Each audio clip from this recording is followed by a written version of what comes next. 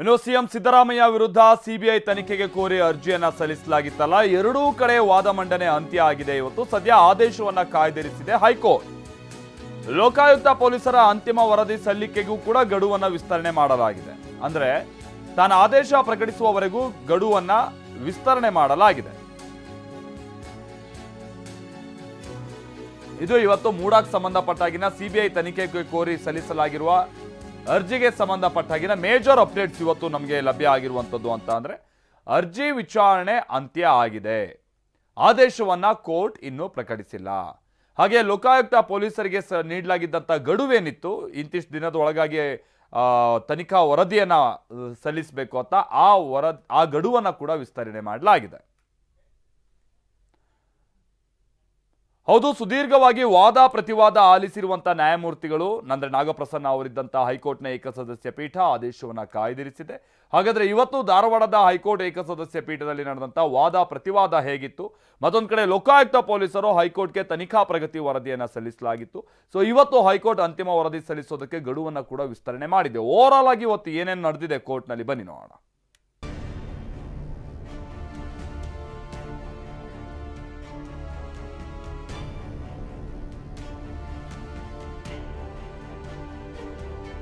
ಮುಡಾ ಕರ್ಮಕಾಂಡ, CBI ತನಿಖೆ ಕೋರಿದ್ದ ಅರ್ಜಿ ವಿಚಾರಣೆ. ತನಿಖಾ ವರದಿ ಸಲ್ಲಿಸಿದ ಲೋಕಾಯುಕ್ತರು ಸಿಬಿಐಗೆ ವಹಿಸುತ್ತಾ ಕೋರ್ಟ್. ಮುಡಾ ಸೈಟ್ ಹಂಚಿಕೆಯಲ್ಲಿ ನಡೆದಿದೆ ಎನ್ನಲಾದ ಅಕ್ರಮದ ಬಗ್ಗೆ ಲೋಕಾಯುಕ್ತ ತನಿಖೆ ನಡೆಸಿದೆ. ಈವರೆಗಿನ ತನಿಖೆಯ ವರದಿನ ಲೋಕಾಯುಕ್ತ ಪೊಲೀಸರು ಮುಚ್ಚಿದ ಲಕೋಟೆಯಲ್ಲಿ ವರದಿ ಸಲ್ಲಿಸಿದ್ದಾರೆ.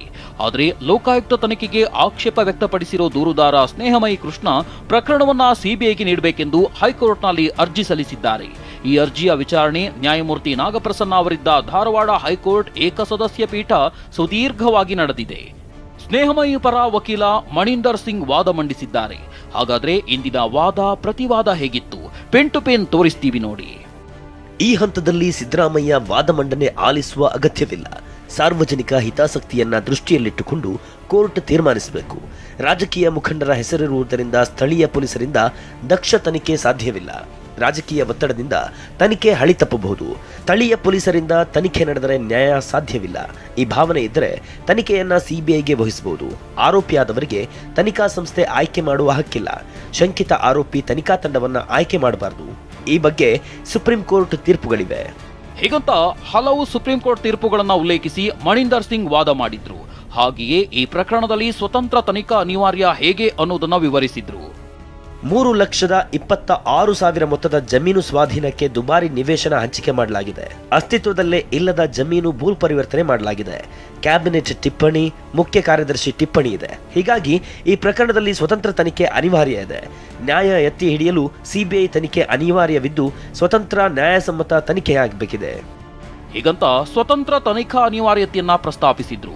ಇದಾದ ನಂತರ ಭೂಮಾಲೀಕ ದೇವರಾಜು ಪರ ದುಷ್ಯಂತ್ ದವೆ ಪ್ರತಿವಾದ ಮಂಡಿಸಿದ್ರು. ದೇವರಾಜು ವಿರುದ್ಧ ಯಾವುದೇ ಕ್ರಿಮಿನಲ್ ಪ್ರಕರಣವಿಲ್ಲ.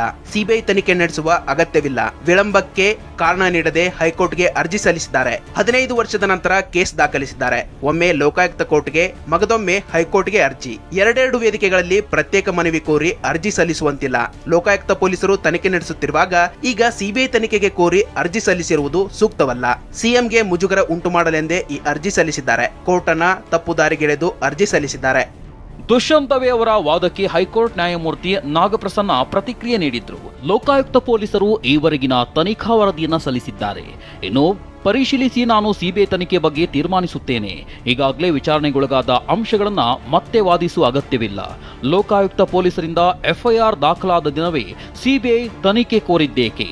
ಹೀಗಂತ ಹೈಕೋರ್ಟ್ ಪ್ರಶ್ನಿಸಿತು. ಇದಕ್ಕೆ ಪ್ರತಿಕ್ರಿಯಿಸಿದ ದೂರುದಾರರ ಪರ ವಕೀಲ ಮಣಿಂದರ್ ಸಿಂಗ್, ರಿಟ್ ಅರ್ಜಿ ದಾಖಲಾದ ಬಳಿಕ ಎಫ್ಐಆರ್ ದಾಖಲಿಸಲಾಗಿದೆ. ರಿಟ್ ಅರ್ಜಿ ದಾಖಲಾಗುವವರೆಗೂ ಪೊಲೀಸರು ಎಫ್ಐಆರ್ ದಾಖಲಿಸಿರಲಿಲ್ಲ. ಹೀಗಂತ ಮಣಿಂದರ್ ಸಿಂಗ್ ವಾದ ಮುಗಿಸುತ್ತಿದ್ದಂತೆ ರಾಜ್ಯ ಸರ್ಕಾರದ ಪರ ಹಿರಿಯ ವಕೀಲ ಕಪಿಲ್ ಸಿಬಲ್ ವಾದ ಮಂಡನೆ ಮಾಡಿದ್ರು. ಲೋಕಾಯುಕ್ತ ರಾಜ್ಯ ಸರ್ಕಾರದ ಹಿಡಿತದಲ್ಲಿದೆ ಎಂದಿದ್ದಾರೆ. ಆದರೆ ಸಿಬಿಐ ಕೂಡ ಕೇಂದ್ರ ಸರ್ಕಾರದ ಹಿಡಿತದಲ್ಲಿದೆ. ಹೀಗಾಗಿ ಸಿಬಿಐ ಸ್ವತಂತ್ರ ತನಿಖಾ ಸಂಸ್ಥೆ ಎನ್ನಲಾಗುವುದಿಲ್ಲ. ಲೋಕಾಯುಕ್ತ ಸಂಸ್ಥೆ ಕಳಂಕಿತ ಎಂದು ಹೇಳಲು ಆಗಲ್ಲ. ಯಾಕಂದ್ರೆ ಲೋಕಾಯುಕ್ತ ಪೊಲೀಸರ ಮೇಲೆ ಲೋಕಾಯುಕ್ತ ಸಂಸ್ಥೆಯ ನಿಗಾ ಇದೆ. ಹೀಗಾಗಿ ಲೋಕಾಯುಕ್ತ ತನಿಖೆ ಸ್ವತಂತ್ರವಾಗಿರಲಿದೆ. ಸಿಬಿಐ ಸ್ವತಂತ್ರ ಎಂದಾದರೆ ಲೋಕಾಯುಕ್ತ ಕೂಡ ಸ್ವತಂತ್ರ ಸಂಸ್ಥೆಯಾಗಿದ್ದು ಅದು ನಡೆಸುತ್ತಿರುವ ತನಿಖೆ ಸೂಕ್ತವಾಗಿದೆ. ತನಿಖೆ ತಾರತಮ್ಯ ಪೂರಿತವಾಗಿದ್ದಾಗ ಬೇರೆ ಸಂಸ್ಥೆಯಿಂದ ತನಿಖೆ ಕೋರಬಹುದು. ಈ ಕೇಸ್ನಲ್ಲಿ ಇದ್ಯಾವುದೂ ಆಗದಿದ್ರೂ ಸಿಬಿಐ ತನಿಖೆ ಕೋರುತ್ತಿದ್ದಾರೆ. ಹೈಕೋರ್ಟ್ ಸ್ವತಃ ವರದಿ ನೋಡಿ ತೀರ್ಮಾನಿಸಲು ಅವಕಾಶವಿಲ್ಲ. ಲೋಕಾಯುಕ್ತ ಪೊಲೀಸರ ತನಿಖೆ ಸರಿ ಇಲ್ಲದಿದ್ದರೆ ಆಕ್ಷೇಪಿಸಬಹುದು.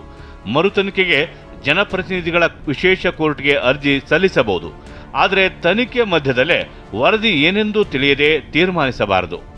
ಇನ್ನು ಮಾಜಿ ಸಿಎಂ ಯಡಿಯೂರಪ್ಪ ಹಾಗೂ ಮಾಜಿ ಸಚಿವರ ರಾಜೀನಾಮೆ ಪ್ರಕರಣವನ್ನು ಉಲ್ಲೇಖಿಸಿ ಕಪಿಲ್ ಸಿಬಲ್ ವಾದ ಮಂಡನೆ ಮಾಡಿದ್ರು. ಲೋಕಾಯುಕ್ತ ಕಾಯ್ದೆಗೆ ಸಂಪೂರ್ಣ ವ್ಯಾಪ್ತಿ ಇದೆ. ಇದೇ ಕಾಯ್ದೆ ಅಡಿಯೇ ಮಾಜಿ ಸಿಎಂ ಸಚಿವರು ರಾಜೀನಾಮೆ ಕೊಟ್ಟರು. ಮಾಜಿ ಸಿಎಂ ಸಚಿವರು ಜೈಲಿಗೆ ಹೋಗಬೇಕಾಯಿತು. ಹೀಗಾಗಿ ಲೋಕಾಯುಕ್ತ ತನಿಖೆ ಸ್ವತಂತ್ರವಲ್ಲವೆಂದು ವಾದಿಸಲಾಗದು. ಸಿಎಂ ಸಿದ್ದರಾಮಯ್ಯ ಪರ ವಾದ ಮಂಡಿಸಿದ ಸಿಎಂ ಪರ ಹಿರಿಯ ವಕೀಲ ಅಭಿಷೇಕ್ ಸಿಂಘ್ವಿ ಸಿಬಿಐ ತನಿಖೆಗೆ ಅರ್ಹವಾಗಲು ಇದು ಅಪರೂಪದ ಪ್ರಕರಣವಲ್ಲ ಅಂದ್ರು. ಸಿಬಿಐ ತನಿಖೆಗೆ ಅರ್ಹವಾಗಲು ಇದು ಅಪರೂಪದ ಪ್ರಕರಣವಲ್ಲ. ಲೋಕಾಯುಕ್ತ ತನಿಖೆಯಲ್ಲಿ ಮಧ್ಯ ಪ್ರವೇಶಿಸಿ ಸಿಬಿಐಗೆ ಹಸ್ತಾಂತರ ಸರಿಯಲ್ಲ.